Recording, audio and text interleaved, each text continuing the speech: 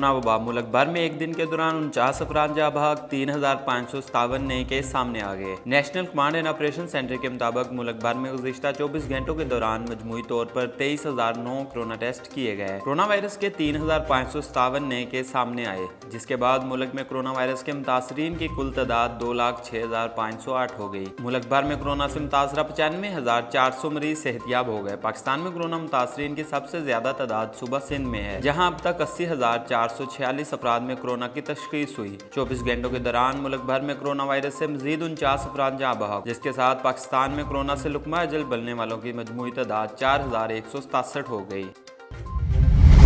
Karachi Pakistan stock exchange पर हमले में 5 अफराद जाँ बहक, तमाम दहशतगर्द हलाक। 4 दहशतगर्द गाड़ी में पाकिस्तान स्टॉक एक्सचेंज के अहाते में दाखिल हुए। गाड़ी से निकलते ही उन्होंने फायरिंग शुरू कर दी। इस मौके पर इमारत की सिक्योरिटी पर तैनात गार्ड्स और कानून नाफज करने वाले एहलकारों ने उन्हें रोकने की कोशिश की, जिस पर दहशतगर्दों ने फायरिंग के साथ साथ दस्ती बम भी फेंके। फायरिंग के तबादले में तमाम दहशतगर्द हलाक, जबकि मुतअद्दिद सिक्योरिटी गार्ड्स जाँ बहक और जख्मी हुए। मजमूई तौर पर 9 लाशों और 8 जख्मियों को सिविल अस्पताल मुंतकिल किया गया। जाँ बहक होने वालों में 4 सिक्योरिटी गार्ड और सिंध पुलिस का एक सब इंस्पेक्टर शामिल, जबकि चारों दहशतगर्दों की लाशें भी सिविल अस्पताल में लाई गई।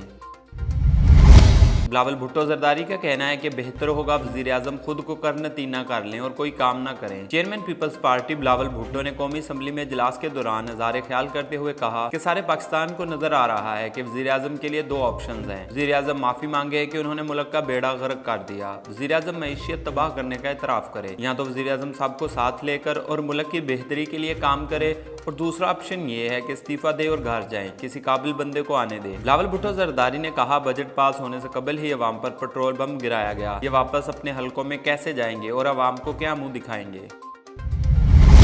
कौमी असम्बली में ख्वाजा आसफ और फवाद चौधरी के दरमियान सख्त जुमलों का तबादला। स्पीकर असद कैसर की सरबराही में कौमी असम्बली के इजलास के दौरान मुस्लिम लीग नून के रहनुमा ख्वाजा आसफ ने कहा, जिसने दहशत गर्दी को पाकिस्तान में फरोग दिया उसे यहाँ वज़ीर आज़म ने शहीद कह दिया। अल्लाह हमें दहशत गर्दी और इसकी हिमायत करने वाले अजहान से भी महफूज रखे। पेट्रोलियम मसनूआत की किल्लत की बाज़गश्त ऐवान में भी सुनाई दी। कीमतें बढ़ते ही पेट्रोल की किल्लत खत्म हो गई। चीनी की तरह पेट्रोलियम मसनूआत की किल्लत भी साजिश है। फवाद चौधरी ने लुकमा दिया कि हमने बात की तो आपका सियालकोट जाना मुश्किल हो जाएगा, जिस पर ख्वाजा आसफ ने कहा, मैं आपके मुतल्लक बोला तो ऐवान में बैठना मुश्किल हो जाएगा, आप कानों को हाथ लगाएंगे।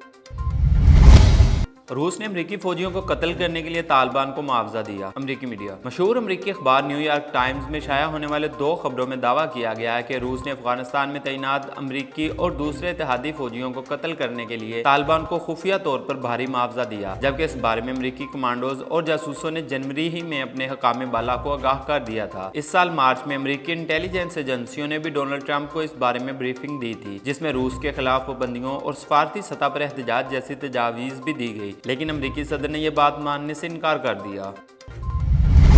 ब्रीद के सर्कल में जगह जगह मंशियात फरोशी, नई नस्ल तबाह होने लगी। एक और नौजवान ओवरहेड ब्रिज की सीढ़ियों पर चल बसा। 16 साल लड़का मुसलसल नशे की बायस एड्स का शिकार हो गया। मंशियात फरोशों की निशानदही करने वाली मां की थाना में भी न सुनी गई। लड़के की वालदा का कहना है कि वो मंशियात फरोशों की निशानदही के लिए थाना गई, मगर किसी ने उनकी फरियाद न सुनी। मैं बेवा हूँ और गरीब हूँ, बेटे के इलाज के लिए कहाँ जाऊँ, वज़ीर आला पंजाब नोटिस लें।